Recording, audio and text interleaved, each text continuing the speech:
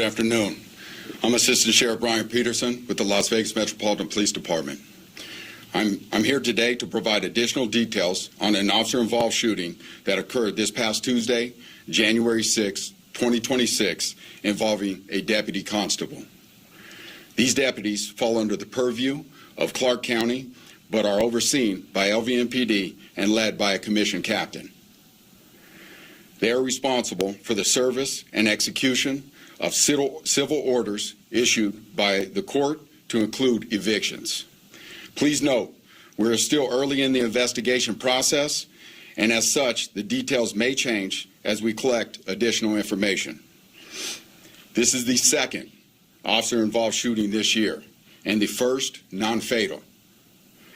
At the same time, in 2025, we did not have any officer-involved shootings. The location of this incident was within an apartment complex at the 6600 block of South Sand Hill Road. You can see an overview of the scene to my left. The Deputy Constable Sergeant involved in this incident is Mark Roosh. He is 63 years old and has been with the Constable Bureau since 2017. Sergeant Roosh is currently assigned to the office of the ex-officio constable of the Las Vegas Township, which is part of LVMPD Detention Service Division. He was armed with a Glock 22C 40 caliber handgun. The investigation revealed he fired one round. The suspect was identified as Victor Vondrasek. He is 46 years old, 6 feet tall, and weighs 215 pounds. Vondrasek was armed with an 18-inch long machete and a bag of landscaping rocks. You can see the pictures of those items to my left. Vondrasek was booked on 5 felony-related charges to this incident. Attempt murder with a deadly weapon. Victim is a first responder. Attempt murder with a deadly weapon. Battery on a protected person. Victim is older person. Battery with a deadly weapon. Victim is an older person. And resisting a public officer with a deadly weapon. The details of this incident are as follows. On January 5th, 2026, Sergeant Roosh started an eviction at an apartment located at the 6600 block of South Sand Hill Road and returned to that same address on January 6th to complete the eviction. When he attempted to contact the occupant of this apartment, later identified as Victor Vondrasek, he was unsuccessful as the suspect had barricaded the front door. An apartment complex employee retrieved a ladder to climb up to the second floor to get into the apartment. As the employee climbed onto the balcony, Vondrasek crashed through the sliding glass door, armed with a large machete, and slashed the apartment worker's neck. Sergeant Roosh heard the screams coming from the balcony and quickly climbed the ladder to the second floor. As he reached the top of the ladder, Vondrasek attempted to stab Sergeant Roosh with the machete, but it went into his uniform shirt and got stuck. Here is a photo of the top of the machete stuck in his uniform. You can see the orange handle at the top. And in the second photo, you can see the blade of the machete made it all the way to the bottom of Sergeant Roosh's undershirt. As Sergeant Roosh climbed over the balcony to assist the apartment employee and take the suspect into custody, Vondrasek kicked him in the head and grabbed a bag of large landscaping rocks, striking him in the face. Sergeant Roosh then discharged his firearm towards Vondrasek, striking him. LVMPD patrol officers arrived a short time later and took Vondrasek into custody and rendered aid to the apartment employee while requesting medical personnel. As you know, when LVMPD launched the body-worn camera program, we made it a priority for all patrol officers to receive these cameras. The constable's office is currently in the process of getting them. This is why there's no body-worn camera for Sergeant Roosh today. So I will now play body-worn camera video from one of the first LVMPD officers to arrive on scene. You will see Sergeant Roosh coming down the stairs from the suspect's apartment with the machete still in his shirt. You got it, Tommy?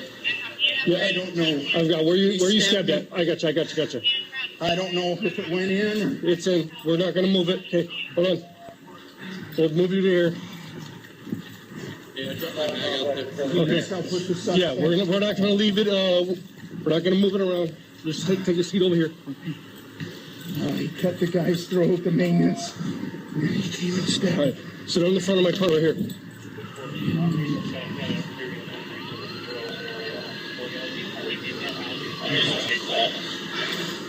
Do you have a knife on you? I do. All right, don't move. Yeah, somebody in the room. I'm going to cut your shirt off, okay? Don't move around. I don't want to know if it's inside of you or not. Watch yourself. Don't look down.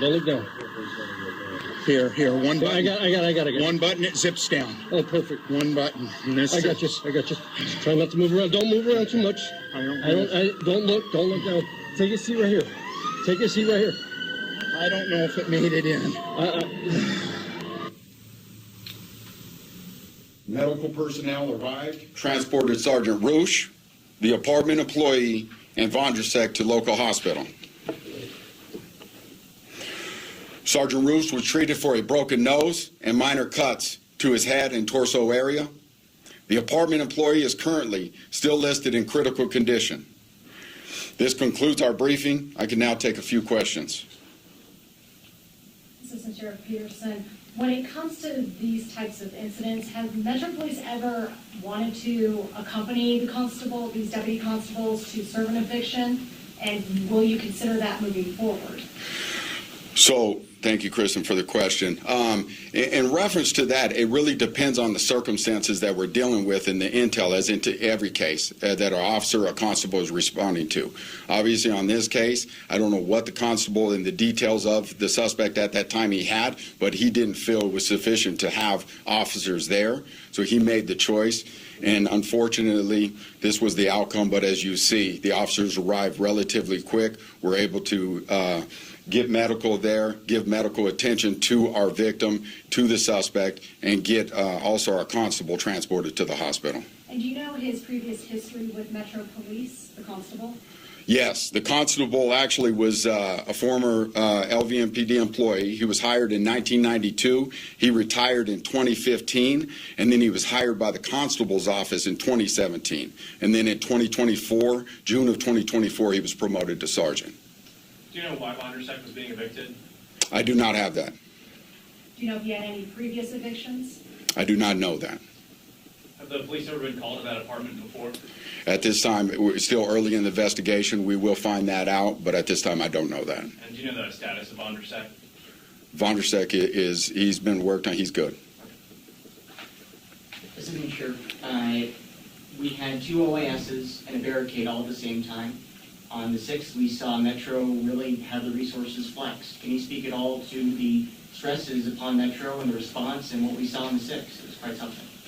Yeah, so it was quite something, but that is police work. It's an inherently dangerous job that our officers are trained at the highest level to deal with, and we understand that critical incidents are going to come, and we're going to take them as they come. We have the resources to deal with them, and as you see, unfortunately, we had an officer, a constable injured that day, and then an innocent citizen injured that day. But again, we dealt with it, and at this time, they're both okay. That'll be the last question.